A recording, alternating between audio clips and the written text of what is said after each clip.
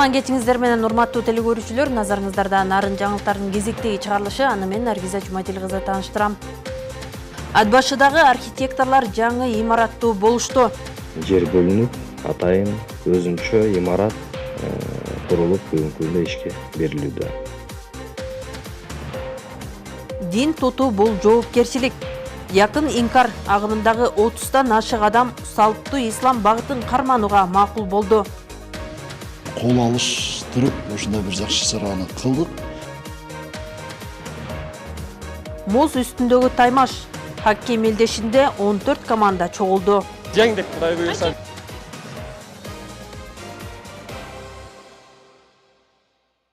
Күн мурун Синьян шаарында министрлер кабинетинин төрагасынын орун басары Эдил Байсалов менен Кытайдын Шандун провинциясынын коммунисттик партиясынын катчысы Лин Унун ортосунда сүйлөшүүлөр болду. Жолугушуунун жүрүшүндө тараптар Кыргызстан менен Кытайдын ортосундагы ар тараптуу стратегиялык өнөктөштүктүн жогорку деңгээлин ырастап, аймактар аралык кызматташтыкты өнүктүрүүнү талкуулашты.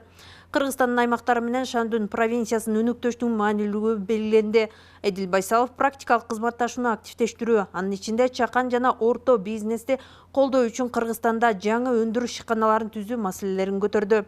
Президент Садыр Жапаровдун жетекчилиги астында акыркы 5 жылда жетишилген социалдык экономикалык өсүштүн жогорку темптеринин аркасында Кыргызстан өнүгүүнүн жаңы этабына кадам таштоодо.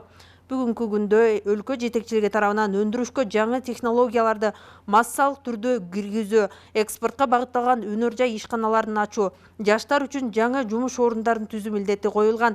Учурда Кыргызстандын министрлер кабинетине бул жаатта бир катар жаңы мамлекеттик программаларды иштеп чыгууда жана Кытайдын тажрыйбасын активдүү колдонууга ниеттенүүдө, деди Эдил Байсалов. Шандун провинциясынын коммунисттик партиясынын катчысы Лину ар тараптуу кызматташтыкты кеңейтүүгө, инвестициялык байланыштарды өнүктүрүүгө жана элдердин ортосунда алмашууну активдештирүүгө көмөктөшүүгө даярдыгын ырастады. Жолугушуунун жыйынтыгында тараптар аймактар аралык кызматташтыкты мындан ары чыңдоо боюнча кадамдарды белгилешип, иштөөнү улантууну макулдашты. Министрлер кабинетинин төрагасынын биринчи орун басары Данияр Амангалдиев Европа биримдигинин санкциялар боюнча атайын өкүлү Дэвид Салливан менен кеңейтилген жолугушуу өткөрдү. Дэвид Салливан Кыргызстанга жумушчу сапары менен келген. Жолугушуунун жүрүшүндө тараптар санкциялык тематика боюнча пикир алмашууну улантышты. Бул контекстте Данияр Амангалдиев Кыргызстан тобокелдиктерди башкарууга прагматикалык жана профессионалдык мамиле жасаарын жана тышкы экономикалык операциялардын финансылык мониторинг жана ачык айкындуулук чараларын ыраттуу түрдө күчөтүп жатканын баса белгиледи. Кыргыз тарап ошондой эле экспорттук жана финансылык көзөмөлдүн натыйжалуу тышкы экономикалык чынжырдын бардык катышуучулардын, анын ичинде европалык экспортчулардын да бөлүштүрүлгөн жоопкерчилигин болжолдой турганын белгиледи. Европалык жеткирүүчүлөрдүн өздүк экспорттук контролдук талаптарын ак ниеттүүлүк менен аткаруусунун, контрагенттерди тийиштүү текшерүүдөн өткөрүүнүн, бүтүмдөрдү туурап документтештирүүнүн жана товарлардын акыркы колдонуучусун жана дайындалышын текшерүү үчүн зарыл болгон тастыктоочу материалдарды толук пакетин берүүнүн маанилүүлүгүн баса белгиледи.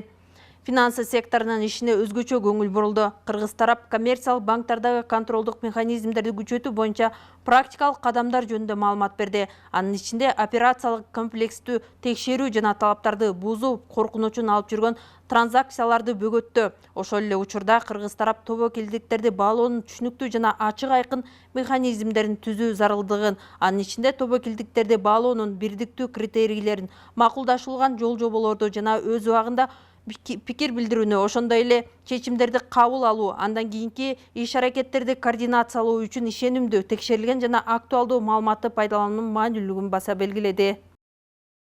Курулуш, архитектура жана турак жай коммуналдык чарба министри Нурдан Орунтаев Нарын облусунун иш сапары менен келип, Ат башы районундагы шаар куруу жана архитектура башкармалыгынын жаңы имаратынын ачылыш аземине катышты. Ошондой эле Нарын шаарындагы капиталдык курулуш башкармалыгынын курула турчу имаратынын долбоору менен таанышып, жыл соңуна чейин Дубандагы архитекторлордун жаңы имаратын бүтүрүп берерин убадалады.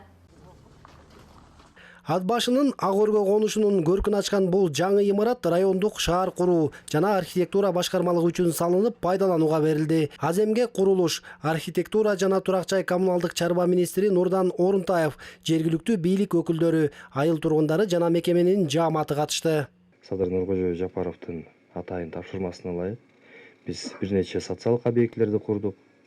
Андан тышкары ошол эле бизге тиешелүү, ушул биздин министрликке тиешелүү мынакей архитектура органдарындагы өзлөрүнүн тийиштүү имараты жана инфраструктурасы жок болчу. Бул эмне дегенден кабар билчү? Бул деген ошол архитектура органдары жана ошондой эле курулушта болгон сапаттын жоктугунун белгиси болуп келген. Бүгүнкү күндө эми өзүңүздөргө белгилүү болгондой эле мынакей азыркы учурда ушул биздин эң алыскы райондордун бири болгон ушу Ат башкыр районуна жаңы имаратты куруу чечимин былтыр кабыл алганбыз. Ошонун негизинен мынакей жер бөлүнүп, атайын өзүнчө имарат курулуп бүгүнкү күндө ишке берилүүдө. Буга чейин райондун архитекторлору эски тар имаратта иштеп келген. Эми заманбап бардык шарты менен курулган жаңы жай иштөөгө ыңгайлуу болуп, эң оболу калкты тейлөөнүн сапатын да жакшыртат. Мекеменин материалдык техникалык базасы да жаңыланып, керектүү жаңы жабдыктар менен толукталды. Мына аксакал, могу 1 миллион сом турат. Түшүнөм. Могу эле 1 миллион сом. Ушундайлардан бири алып берип атабыз. Курулуш министрлиги тарабынан атайын демилгеленип, каржыланып, момундай заманбап жаркыраган имаратка бүгүн жетип отурабыз. Бул имарат боюнча айта турган болсом, жалпы 200 квадраттан турат. Ичинде 8 бөлүмү бар. Өндүрүштүк бөлүм, ар бир адис архитектор өзүнчө отурат, конструктор өзүнчө отурат, сметчик өзүнчө отурат, жер адис өзүнчө отурат, топограф өзүнчө отурат дегендей. Киргенде эле ал жер бирдиктүү терезе келет.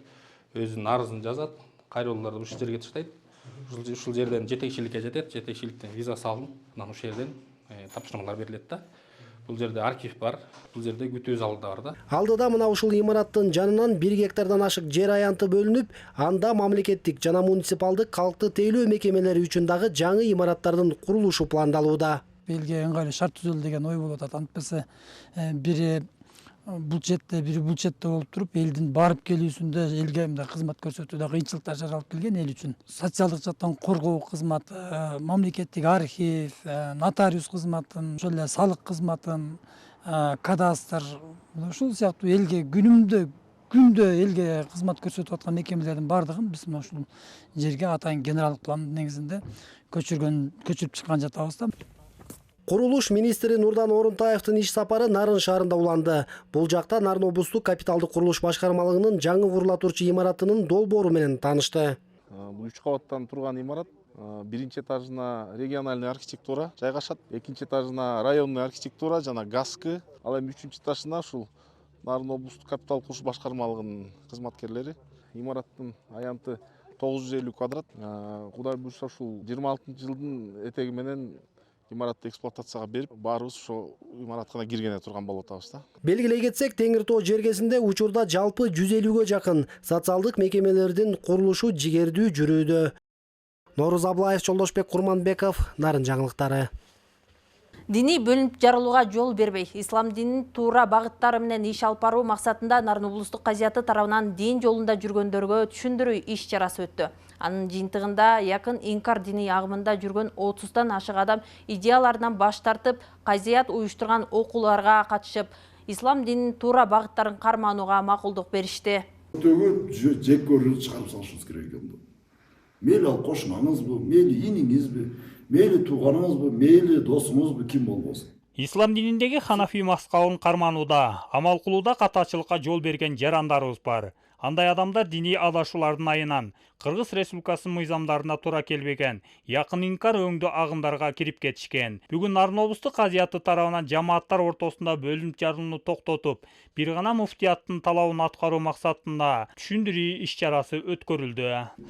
Намаз окуган момун мусулмандардын бардыгы бир эле имамдын жамааты болуш керек. Бир эле имамга баш ийиш керек. Имам меситтин имамы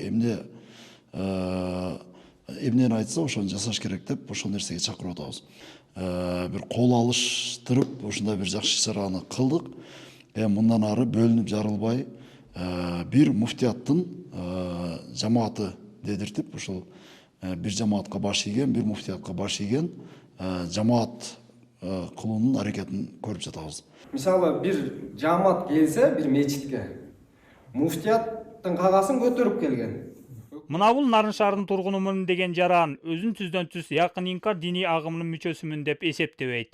Ал дабатка чыгуудагы жана ислам дини тууралуу иш аракеттериндеги пикиркешпестиктен улам жалпы жамааттан четтеп калган. Ал бүгүнкү казыяттын биримдиги аркылуу диний туура багытта иш алып баруу сунуштарын колдоп, мурдагы көз карашынан баш тартканын билдирди. Алымдардын айтканында ошол өкмөт менен, карапайым эл менен, муфтият менен чогуу иш алып баргыла деген себептен анан биз ошол өзүнчө чыгып калганыбыздан кайтып, анан азыр кайра ошол муфтият эмелер менен чогуу чыкканга даяр болдук.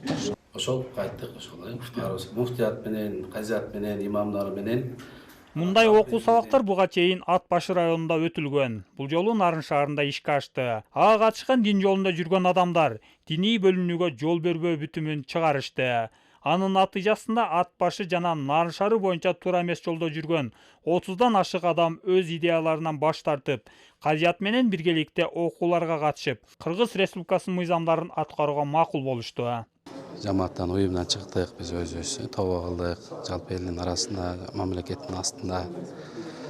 Жана мындан кийин ошол мыйзамдын, казияттын, муфтияттын чечилип чыгарган фатваларына башып, жалпы карапайым эл менен бирге өмүр сүргөнгө вагда берип атабыз иншалла. Биз толук Кыргызстан мыйзамдары менен жашайбыз, даярбыз.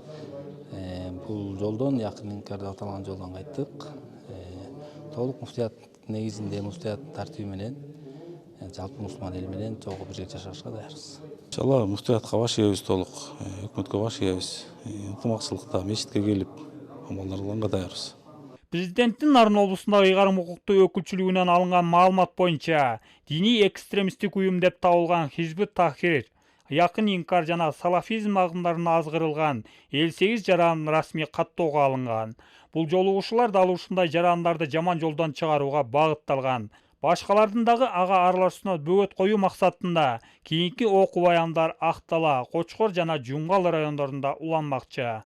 Максат Абдырахунов, Жолдошбек Курманбеков, Нарын жаңылыктары. Өмүрүнүн дээрлик 48 жылын агартуу тармагына арнаган Бактыгүл Усаналиева учурда 70 жашта.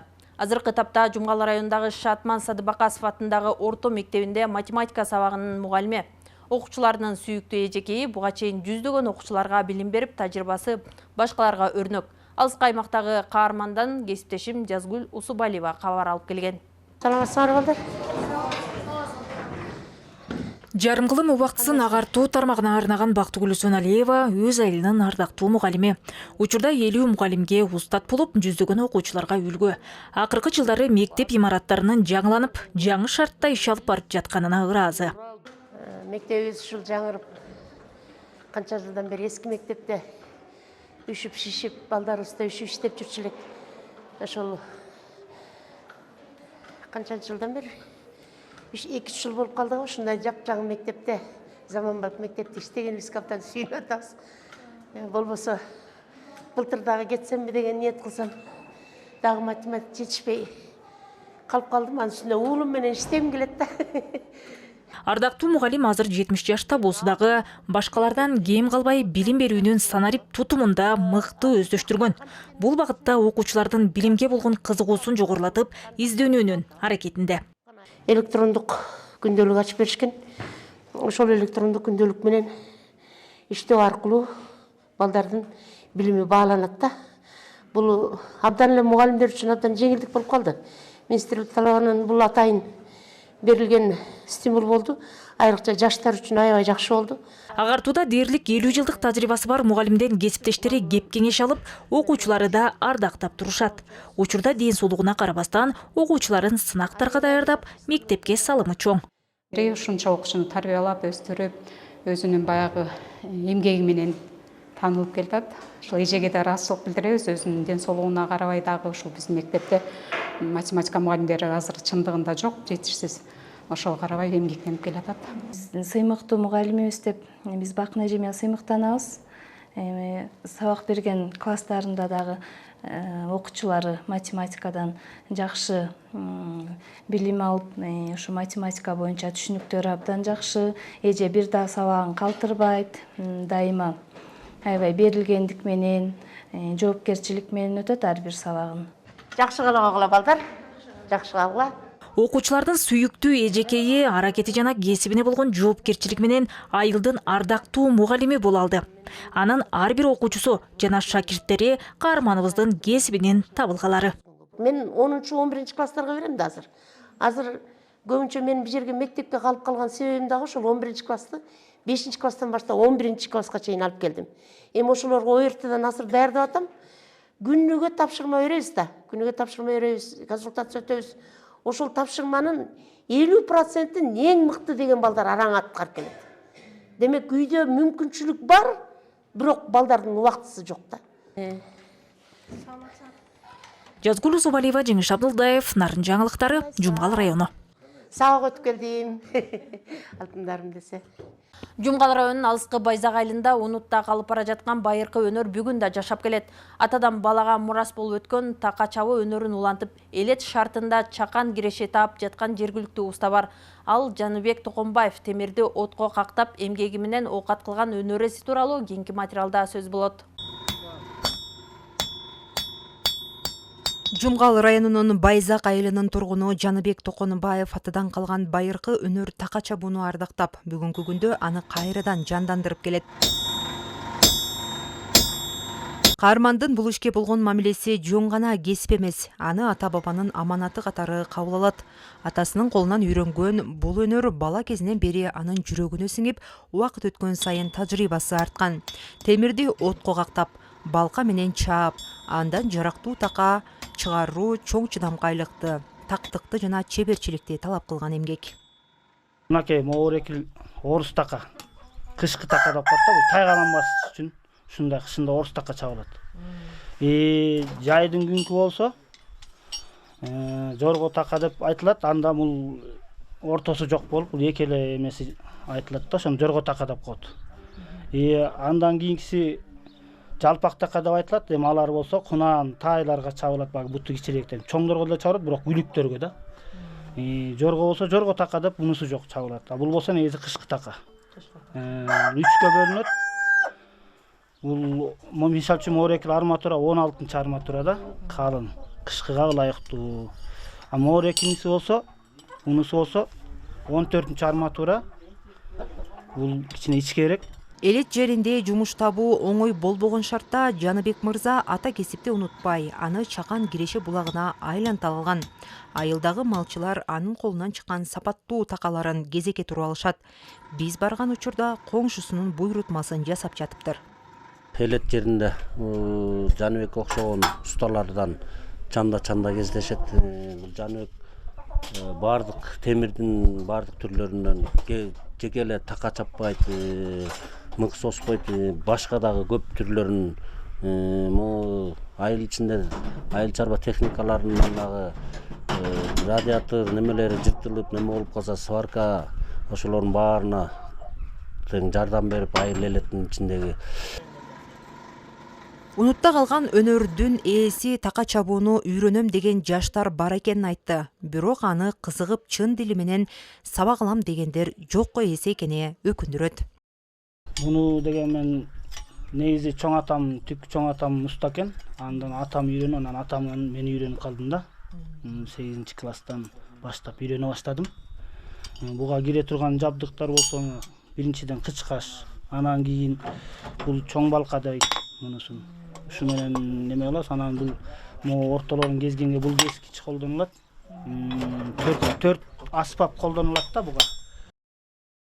Жаныбек Токонбаев сыяктуу өнөр ээлери улуттук мурастын тирүү сакчылары. Мындай таланттар барда элеттик кол өнөрчүлүк өчпөй, кыргыздын бай маданий дүйнөсү дагы байый берери талашсыз. Жупара Насырова, Нурсултан Болотбек уулу, Нарын жаңылыктары. Эми спорт кабарларынан президенттин Нарын облусундагы ыйгарым укуктуу өкүлүнүн көбөгүнө арналган хоккей боюнча республикалык мелдеш өттү. Оюнга өлкө аймактарынан келген 14 команда күч сынашып, байге фонду 100 000 сомду түздү.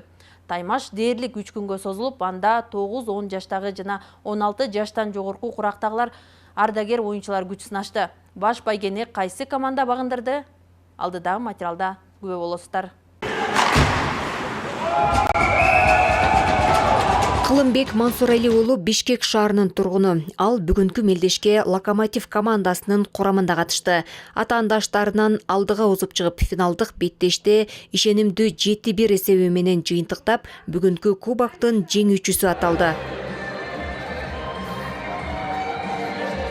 Биздин команданын аты Локомотив, Кыргыз темир жол. Биз Бишкек шаарынан келдик. Бул жерде команда өтө жакшы эле даярданыштыр. Күчтүүлөр да болду. Мындай айтканда, буга мээнет кылдык биз, жакшы элечи ойногону. Жеңдик, Кудай буйрса биз. Жакшы эле шоттор менен утуп келдик бүгүн. Алыстан келген жолубузду актаганга аракет кылдык, мээнет кылып. Рахмат ушундай уюштуруп берген организаторлорго дагы. Командаларга да рахмат, жакшы ойноп беришти, аябай сонун оюн болду. Президенти Нарын облусундагы ыйгарым укуктуу өкүлүнүн кубогуна арналган хоккей боюнча республикалык мелдешке өлкө аймагынан жалпы 14 команда катышты. Нарын облусунда спортту өнүктүрүү, спортту көтөрүү максатында уюштурулган. Биздин спортко болгон бир тармагыбыз, бир мактанчу ушул түрүбүз хоккей болуп келатат. Хоккей мына Нарындан башталган деп айтып келатабыз. Муз үстүндөгү Таймаш, Бишкек, Ысык Көл облусу жана Нарын облусунан чыккан алдыңкы командалар арасында өттү. Оюн дээрлик 3 күнгө созулуп, 2 бөлүктөн турду. Анда 9-10 жаштагы өспүрүмдөр жана 16 жаштан жогорку курактагылар, ардагер хоккейчилер дагы күч сынашты. Бүгүнкү иш-чара негизинен Нарын облус спорт тарабынан уюштурулуп, акча каражаты болсо Кыргыз Республикасы президентинин Нарын облусуна ыйгарым өкүлү Саттаров Нурбек Бешеналиевич жагынан каржыланган. Уюштуруу иштери жана медаль, кубок, дипломдору бул облус спорт тарабынан берилди. Бүгүнкү өткөрүлүп жаткан иш-чаранын максаты Нарын областынын ичинде хоккей оюнун кеңирти жайылтуу жана жергиликтүү тургундар сергек жашоого үндөө, спортту пропагандалоо. Таймаш курч мүнөздө өтүп, ар бир команда жеңиш үчүн акыркы мүнөткө чейин болгон аракетин жумшады. Эң негизгиси жеңишке жеткен команда менен жеңилүү ызасын тарткан тараптардын ынтымагы башкы эсеп болду.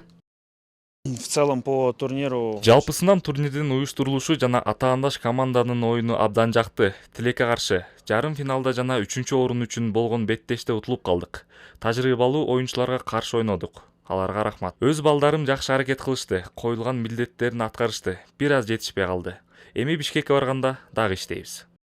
Очень постарались. Азыр акыркы финалда ушул 3-чү беттешке биз жеңишке жетип отурабыз. Бишкектен келгенбиз, акыркы оюнду 6-5 менен утулуп калдык. Кайгырбайбыз. Бирок дагы мелдешебиз бар, оюндарыбыз бар. Бүгүн 2-чи орун алып калдык. Менин оюмча даярдык жетишпей калды бизде. Ошо даярдык жетишпей, балдарыбыз аз болуп. Хоккей оюну Кыргызстанда өнүгүү жолунда келе жаткан кышкы спорттун түрү. Буга мисал катары дүйнө чемпионатында Кыргызстандын курама командасы 1-чи орунду камсыз кылганын айтсак болот. Ошол курамадагы 6 оюнчу Нарын шаарынан чыккан спортчулар экени бул аймакта хоккейге болгон кызыгуу жогору экенин далилдейт.